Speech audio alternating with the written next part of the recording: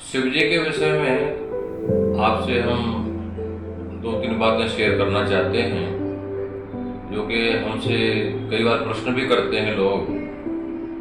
तो पहला प्रश्न कि शिव पुराण और शिव महापुराण में क्या अंतर है? तो इसमें कोई अंतर नहीं है। शिव पुराण को शिव महापुराण कहा जाता है, तो ये एक ही बात है। शिव पुराण कहें या शिव महापुराण कहें, इसमें कोई अंतर नहीं होता है।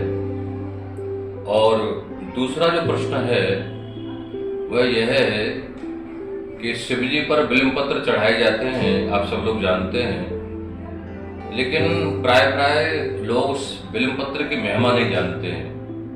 प्रथम बात तो यह कि शंकर भगवान की पूजा बिना बिल्वपत्र के पूर्ण नहीं मानी जाती, अधूरी मानी जाती है।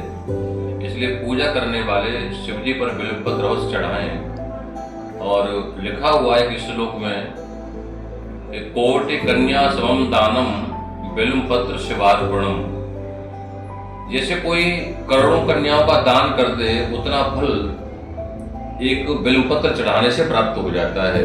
तो बिल्वपत्र चढ़ाने वालों को बिल्वपत्र की ये महिमा मालूम होनी चाहिए कि आपका एक चढ़ाया हुआ बिल्वपत्र वे इतना पुण्य देने वाला होता है कि जैसे करोड़ों कन्याओं का कन्यादान आपने कर दिया हो, उतना पुण्य केवल बिल्वपत्र अर्पण करने से हो जाता है। और तीसरी बात यह कि महाशिवरात्रि का जो पुण्य पर्व है, ये बड़ा श्रेष्ठ पुण्य पर्व है।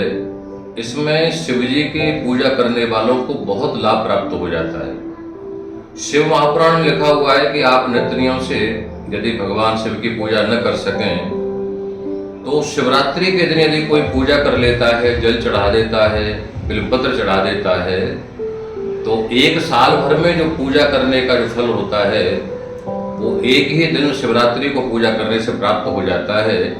तो इस प्रकार से शिवरात्रि की बड़ी महिमा है।